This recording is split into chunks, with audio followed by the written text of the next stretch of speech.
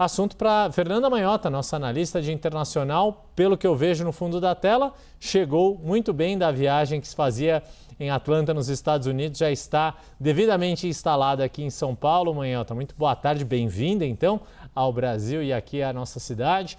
Queria te ouvir a respeito desta mobilização desses governos subnacionais, né, em especial dos estados que têm governos e maiorias do Partido Democrata, para tentar aí minar um pouco do poder do ICE, que acabou se tornando de fato uma dessas ilhas de poder muito forte dentro da administração federal do governo Donald Trump. Boa tarde mais uma vez. Boa tarde, Yuri, a você, a todos que nos acompanham no 360. De fato, Yuri, devidamente instalada, de volta, né, à pátria mãe, que devemos sempre lembrar, a melhor do mundo, né? Sempre muito bom viajar, mas é melhor ainda voltar para casa.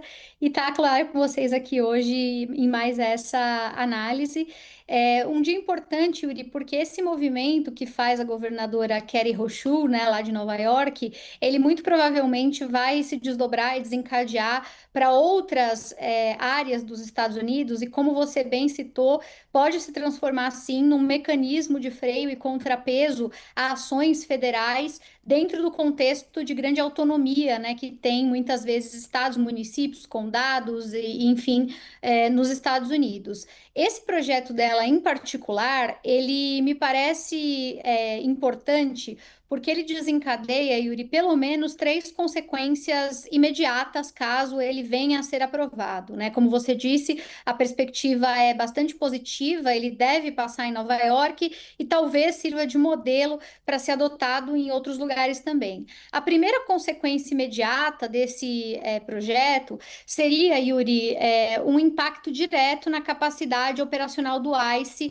nos níveis locais, né? Basicamente, o que esse projeto sugere e propõe é que o ICE deixe de ser o que hoje ele que é uma espécie de braço estendido, vamos colocar assim, das polícias locais, né? Existe uma legislação que garante ao ICE, de certa maneira, essa interlocução com as forças de segurança que sejam próprias de cada uma das unidades subnacionais. Se, portanto, esse modelo agora de gestão for adiante, basicamente o que a gente pode esperar primeiro, uma menor detenção de rotina, né, maior quantidade de detenções de rotina, porque o braço de ação do ICE vai acabar sendo reduzido, por consequência, né, uma menor capilaridade na capacidade de ação nesse nível mais local, particularmente, e, claro, operações ainda mais lentas, porque o ICE vai depender de pessoal, de recursos, de estrutura que não seja aquela coordenada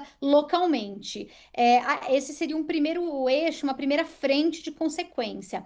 A segunda frente é que, evidentemente, com essa diminuição, com esse enxugamento de pessoal, a gente pode esperar um aumento, né, de custos para a operação do ICE e um relativo isolamento institucional, né? Quer dizer, a gente está falando do ICE tendo que se redesenhar para depender mais dos seus próprios agentes e também ter que se redesenhar não só em termos da sua operação tática, Yuri, mas até do ponto de vista estratégico, porque hoje boa parte dos dados de inteligência, das estruturas que são articuladas em rede, partem do local para o federal. E isso seria subvertido a partir da proposta da governadora de Nova York. O ICE, portanto, teria, né, menos condições de obter as informações necessárias, de articular ações refletidas nessas informações e, portanto, a própria ação estratégica, para além da tática, sofreria também impactos.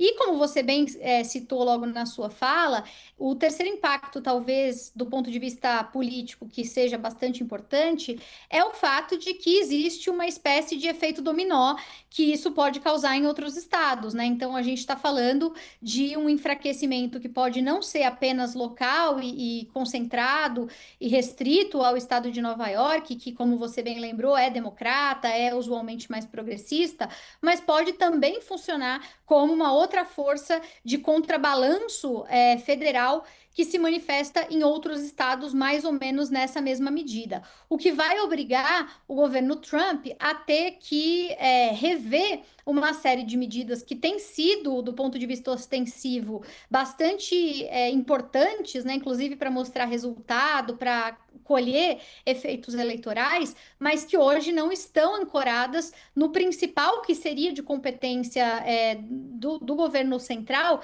que seria mexer na política migratória federal, né? O governo federal, se quisesse fazer mudanças de longo prazo, mudanças profundas estruturais, precisaria entrar para valer na discussão de legislação migratória, o que não é fácil, é espinhoso, já tentaram várias vezes, aliás, por décadas, nunca conseguiram avançar, porque é uma medida que não vai se colher resultados tão imediatos, né, de curto prazo, efeitos que possam, inclusive, ser explorados politicamente. Então, é uma ação de isolamento relativo e me parece também, Yuri, na linha do que a gente conversou ontem, uma espécie de tentativa, né, de lanterna dos afogados, digamos assim, dos democratas, que vão tentando aproveitar a crise do ICE para articular no Congresso, para articular subnacionalmente e para transformar isso numa bandeira que possa, de alguma maneira, dar a eles um sentido, né, um propósito que tanto falta hoje à oposição, que muitos de nós, né, inclusive, chegamos muitas vezes a criticar, dizendo que tem sido bastante inerte nos Estados Unidos, né, tem sido bastante ausente